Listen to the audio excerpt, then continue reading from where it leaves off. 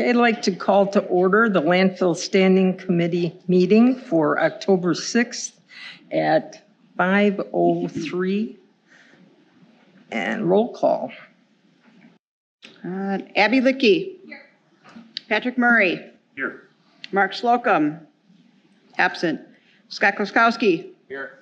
Harvey Schweitzer. Here. Scott Kreger. Absent. Eileen Madden. Here. Greg Burmeister. Here. Rolly Kiefer. Absent. Dan Oltenberger. Here. Chad Siegel. Here. And Joe Spear Jr. Here. Good. And statement of public notice. The meeting was noticed in accordance with public meeting laws on October 2nd. All right, we have an open forum right now if anybody in the audience cares to speak. I see nothing. Okay, compliance officer's report. So I've been focused on the leachate being removed from the landfill and so on for the last couple of years. And for the last 3 months, everything's been within statutes, which is a great return and so on. And I mean, they fluctuated in and out before, and they've been out of their NOV for quite a while. But that now is a regular every audit. You know, the average depth of the leachate on the liner is under a foot. And the other thing I've been watching mostly is the cap, which I find is moving very, very slow, but the contractor's waiting for the expansion anyway. I mean, all the money's in place, the material's there. It's not like it's not being done properly. It's just boring. Other than that, I've got no odor complaints. I've got no issues. At the last meeting, I mentioned that Chad had found an issue with the leachate force main, and were addressing that at the time. And I was going to say, based on the records out at the landfill, it appears that that was a helpful solution. And the new cell is where all the waste has been going because of the cap work. I think that covers everything. All right. Good. All right. How about status of projects? Clay. Yeah, so we've had a few contractors, taking some material as part of a backhaul for some material coming into the site. But like Joe said, probably the biggest extraction or clay activities in general have been tied to the cap construction. If anybody has driven by, the project's been going on now for a couple of months. They should be finishing up this week. And I believe the seeding is scheduled either for later this week or early next week. So you will see it kind of a somewhat finished product, I would say, by the end of next week, and hopefully we get some decent fall rains and get some vegetation established on the nice new slopes that we've got graded out there with the final cover work. So it ended up being about 10 acres of final cap, and that kind of puts that area to bed, so to speak, in terms of any potential additional refuse going in those areas. That that northern portion's been open for a long time, and it's nice to have that kind of wrapped up and completed from a final cover standpoint. Nice. I have a question on the southwest side. In the past, there used to be a lot of seeps over there. Yep. And I noticed you guys are working there again. Yeah, that's more in line with the cell construction. There's some base grades that need to be established between the cell that's being constructed this fall yet and the phase 8 that we did last year. So it just needs to, there's some regrading that's being done kind of in that area. It's not in response to any leachate issues or seeps or concerns of that nature. So it's really tied in with, how we tie in with the existing phases of the site with the new phase and new cell construction this year. Okay. Yep. And that work should be done too, I think, probably in the next week, maybe 10 days. So. And it was when you put some new wells in. Yep. I was impressed there wasn't evening odor. Yeah, we haven't noticed anything. Did a good job. Yeah, the practice has been, and it's been, strongly encouraged by us, is that, they typically will drill until about mid-afternoon and then try to set the well before the day is done. And that really helps eliminate any potential odors. If for some reason there is a borehole that is open and they cannot get the wells set. In those cases, they do a pretty good job of plating it and covering it and making sure that it's not a source of odors in the area. So they've been on that project now for about a week. They probably have another 2 weeks of drilling. These are all replacement wells, so they're not new wells in any new areas. We've got pretty much full coverage with our gas system right now. So there'll be another 2 weeks or so of that drilling, and then probably another week to 2 weeks of just header connections and those types of things. But that project should be wrapped up close to the end of the month as well. Very good. MMSD. Yeah, we continue to obviously deliver gas to the district. Our runtime or delivery time to date has been about 88%, which is a little bit higher than historically we've been. So again, the district dictates a little bit on how much of the gas they take on their end, but you know, we have the ability to give it to them. So you know, our run times have been good, and we expect to finish the year pretty strong in that area. Nice. And the recycling, is that going electronic recycling? Yeah, not much to add there. I mean, we've got our 2 times a week pickup. It's a busy box, I will tell you that. Yeah, with the weekend drop-offs and stuff, but no issues. Very good. So the drop-off site in general has been pretty. Yeah. I mean, obviously, you know, we had an uptick in volume in response to the flood cleanup. We did not necessarily advertise any extended hours, but we also never turned anybody away. Okay. So if people were in line, you know, at the end of the day on Friday or on Saturday, we made sure we got them through. So it seemed to work out fine. And, you know, we had a few complaints maybe that first week or so just on things in general, but all in all, I think it ended up working out pretty well. Excellent. And the well testing. Yeah, talked with Tracy at SCS, the letters that will go out to homeowners for potentially testing their wells typically go out in November, middle to late part of November, and we're on schedule to do that. And then based on the responses, was it 35 wells, I think, right, Joe? 35 wells are identified for sampling, and we typically get that done before the end of the year. So we're on schedule for that. Excellent. Any plan mod issues? No, I think the only thing I would add here is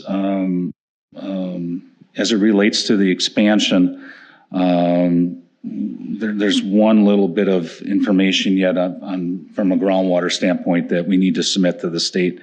But with us having gotten through the first step with FEMA regarding the floodplain, the department is ready to issue feasibility determination for the expansion.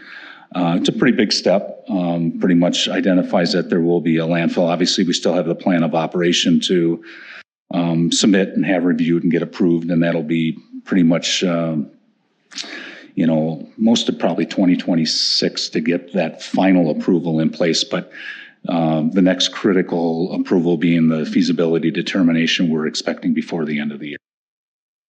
Good. And property protection sociological. Everybody loves the landfill. Nobody's come to us with any issues or a desire to move that we're aware of at this point. Good. Yep. Okay. And it's time for household hazardous waste. All right, so you all should have the report in front of you. I will be brief. It's been another good year of household hazardous waste collections. So far this year, we've had 2,979 users of our permanent collection sites and one-day special events. Just to be clear, the data that you're looking at is January through August. We have not yet received our September invoices and reports, so everything through August is the data you see here. Amongst the 2,900 some users of our collection sites, we've collected over 124,000 pounds of material, which is great.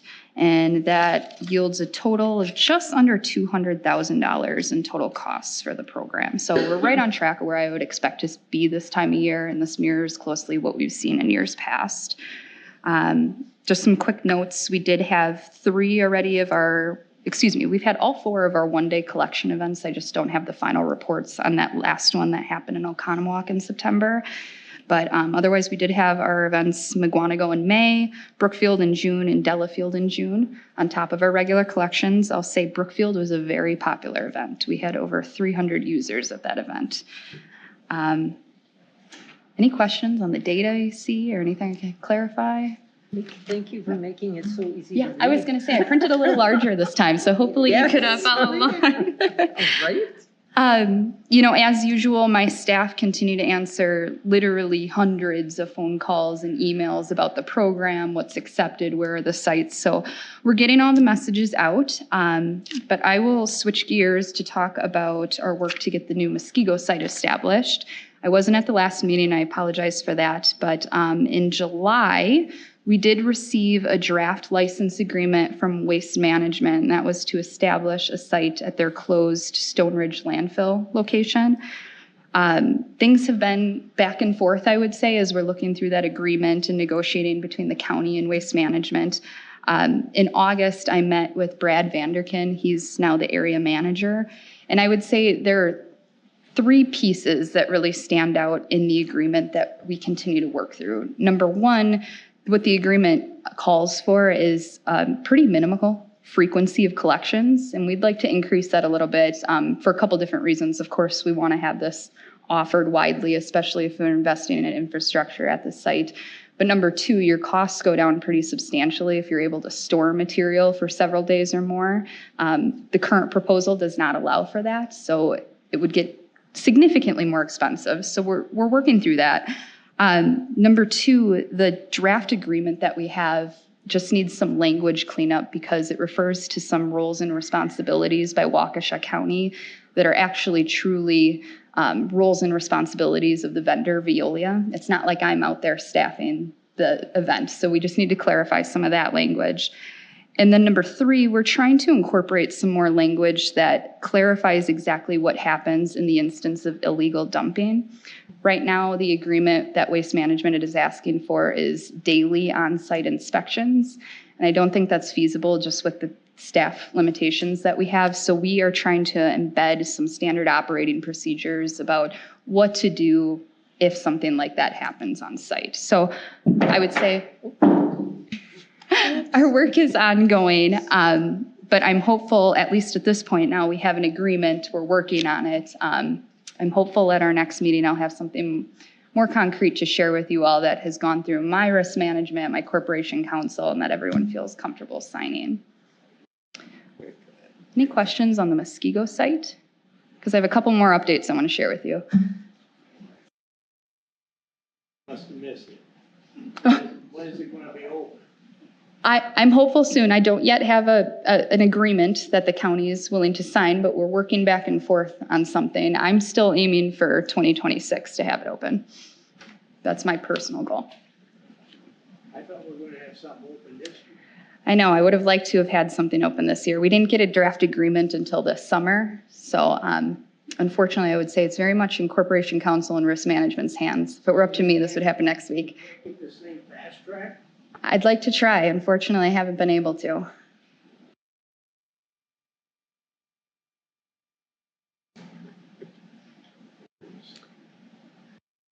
Anybody else? No?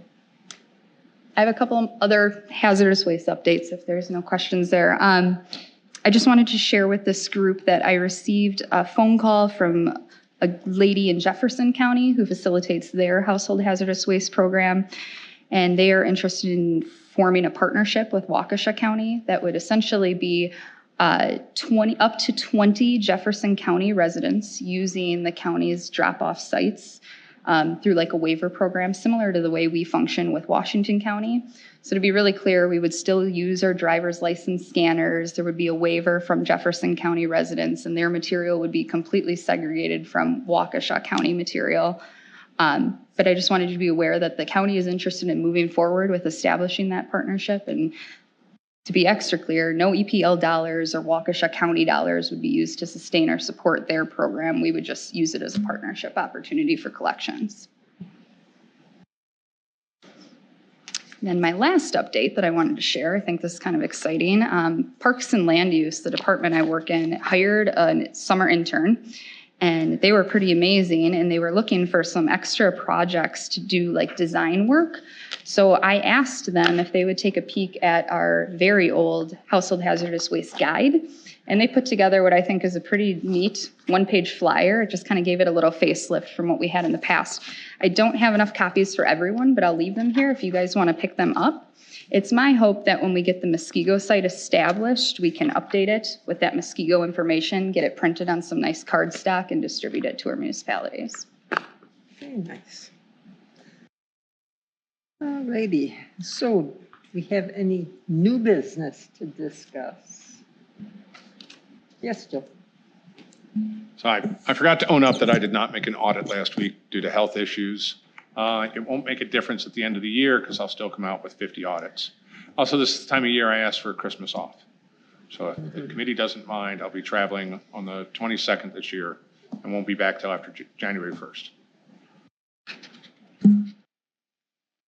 Grant, leave for Christmas.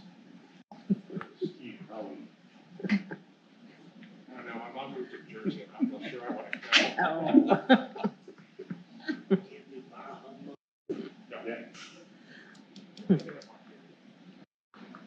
Oh. Okay, everybody got their, had a chance to review the payments made from the committee funds and everything good? No questions? So that was my motion. Oh. You made a motion to approve it. I'll second. Yeah, oh, okay. There we go. All in favor? Aye. Right. And we already have, don't we have the next meeting date? Nope, that's what okay. Okay. All right, so I grabbed some dates off the calendar for 2026. We usually start out right at the beginning. So does anybody have a preference on January 5th or the 12th? We normally do push for that very first Monday of the year, unless anybody has. Anything, anybody? Does the 5th work for Joel? No, I'll be back by the 5th. You're good by then? Yeah, that probably would be my first day back, no matter what I try to lay out. Do you want to be here that night? Are you good? Okay. All right. All right, then. Wait, you guys gonna be done with the construction by then? Maybe. Maybe. It was a tough write-out. All right, the spring one, we've got a couple things going on. We have got Easter on the 5th. We've got an election on the 8th. This is in April. So we need to do March 30th or push it out to March 13th or April 13th. So do we want to do March or April? April. You're voting for April? April. April 13th? Everybody good with that one? Okay. All right, tour dates are a little funky this year. July 4th falls on a Saturday. So we can go the week before, June 30th, the Monday after, July 6th, or push that one out to July 13th. And that would be the one on site for the tour and the meeting. Anybody got a preference on that? Or maybe you? Not July 6th. Yeah, I went to July. Okay, nobody wants the 6th. So that June 30th or July 13th? You want, do you like July? Yeah, July 13th. Everybody okay with July 13th? Sure. All right, and then the last one would be a year from now, October 5th, unless somebody's got against that one. Works. All right. Okay, so we've got January 5th, April 13th, July 13th, and October 5th. That'll be for 2026. All right. Works. Okay. All right. And I see a young man in the audience tonight. I'm just wondering if you have any questions after you've listened. No. Okay. Well, thanks for joining us. All right. Anybody else have any comments, questions, anything out there? Probably me. You do? I'd like to let everybody on the committee know that as of the end of the year, I am going to be stepping back from my role as GM at the site. After 40-plus years in the industry, I've got other things that require a little bit more of my attention at home. So I will be stepping down from that. I fully expect my more than capable operations manager to take over that role. But no formal announcement on that quite yet. Those things take a little bit of time, but I expect that will be coming before the end of the year. Wow. Well, we'll miss you, but we're used to chatting too. We'll get you in shape in no time. You get to practice your speeches. Yeah, right? Okay. All right, other than that, I guess I'm looking for a motion to adjourn.